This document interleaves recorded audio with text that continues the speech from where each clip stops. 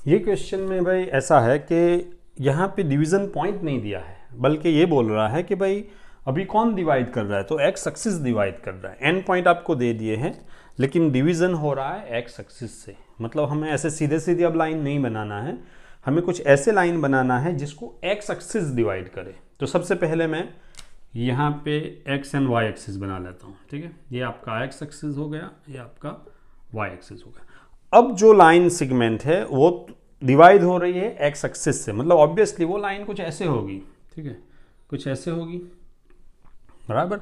तो मैं बोल सकता हूं ना कि ये लाइन सेगमेंट को एक्स एक्सिस डिवाइड कर रहा है, और ये लाइन सेगमेंट जो है इसके एंड पॉइंट ये रहा ए 1, -5 और बी -4, ठीक है। तो अब ये पूछ रहा है कि भाई इसको जो है हम इसके अंदर हम लोग को क्या ढूंढना है भाई। तो पहले तो रेशियो ढूंढना है कि एक्स एक्सिस कौन से रेशियो में इसको तोड़ रहा है, और दूसरा कि जो भी डिवीज़न पॉइंट है, पॉइंट ऑफ डिवीज़न, इसके कोऑर्डिनेट क्या है। तो देखो हमको अभी ये पता है कि ये एक्स एक्सिस डिवाइड कर रहा है, लेकिन एक्स एक्सिस का कौन सा पॉइंट डिवाइड कर रहा है इस लाइन सेगमेंट को। देखो ये रहा ये पॉइंट, ये पॉइंट जो है इसको मैं लेता हूं P पॉइंट, ठीक है। तो ये P पॉइंट जो है, देखो ये P पॉइंट इन लोगों का, बराबर, ये लाइन सेगमेंट को दो पार्ट में देखो डिवाइड कर रहा है, मतलब अपना डिवीजन पॉइंट P है। मतलब हमको ढूंढना है कोऑर्डिनेट किसका, तो भाई P के कोऑर्डिनेट ढूंढने हैं।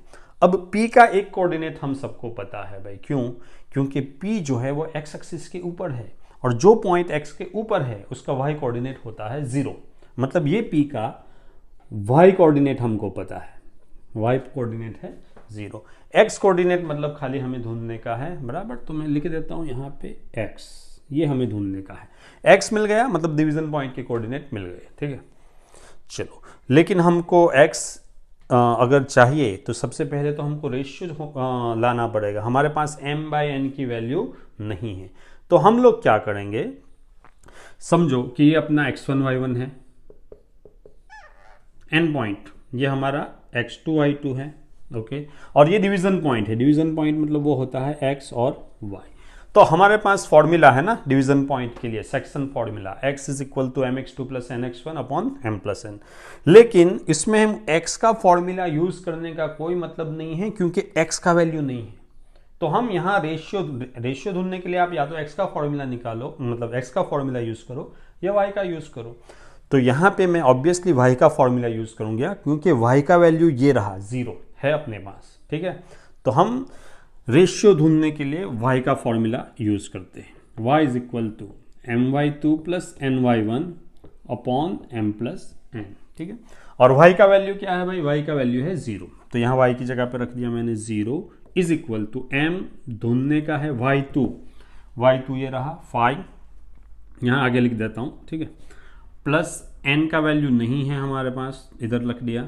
y1 का वैल्यू है -5, तो इधर रख दिया मैंने -5 अपॉन m+n, तो m और n का वैल्यू तो नहीं है, ठीक है। अब हम क्रॉस मल्टीप्लाई करते हैं, तो ये पूरा 0 के साथ मल्टीप्लाई हो गया, मतलब ये पूरा टर्म 0 हो गया, और यहाँ नीचे कुछ नहीं है तो 1 रखता हूँ, 1 × ये का यही रहेगा, ठीक है। तो ये तो हो गया 0 = ये 5m प्लस और ये माइनस है, तो ये हो जाएगा -5, ठीक है, ओके। अब रेशियो मतलब m/n चाहिए मेरे को, तो एक तरफ m वाला टर्म, एक तरफ n वाला टर्म। तो एक काम करते हैं, ये n वाले टर्म को उधर भेज दो, तो ये हो गया +5n, है ना। ये -5n = के उधर आया तो +5n हो गया, ये एज इट इज 5n। अब हम लोग को m/n ढूंढने का है, तो n को इधर ले जाओ और 5 को इधर ले आओ, ठीक है। तो 5 और ये वाला 5 इधर आया, 5 = n उधर गया, तो m/n। तो m/n दैट इज 5/5, 5/5 मतलब क्या, 1:1 है ना। ये दोनों तो कट होके क्या हो जाएंगे, 1 ही हो जाएंगे।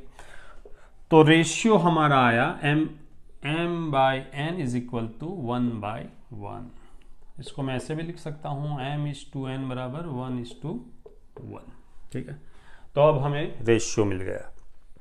अब हमें क्या ढूंढना है भाई, तो अब हमको ढूंढना है ये डिवीजन पॉइंट के कोऑर्डिनेट्स। तो उसमें एक कोऑर्डिनेट तो पता ही है, बराबर, वाई कोऑर्डिनेट दैट इज 0। तो हमारा काम है खाली एक्स कोऑर्डिनेट ढूंढ लेना। तो x इज इक्वल टू, अब x का फॉर्मूला लगा दो, mx2 plus nx1 upon m plus n। Okay, so x बराबर m हमने ढूंढ लिया भाई, m है अपना 1, x2 है अपना -4 प्लस n भी अपना क्या है 1 ही है, x1 है 1 upon m plus n that is 1 plus 1, m भी 1 और n भी 1। तो ये हो गया कुछ -4 plus 1 into 1 upon 1 plus 1 2 that is equal to -3/2। तो ये हमें x कोऑर्डिनेट जो हमको नहीं पता था डिवीज़न पॉइंट का वो भी मिल गया। तो डिवीज़न पॉइंट के कोऑर्डिनेट हो गए -3/2, x की जगह पे -3/2 और y तो है अपना 0।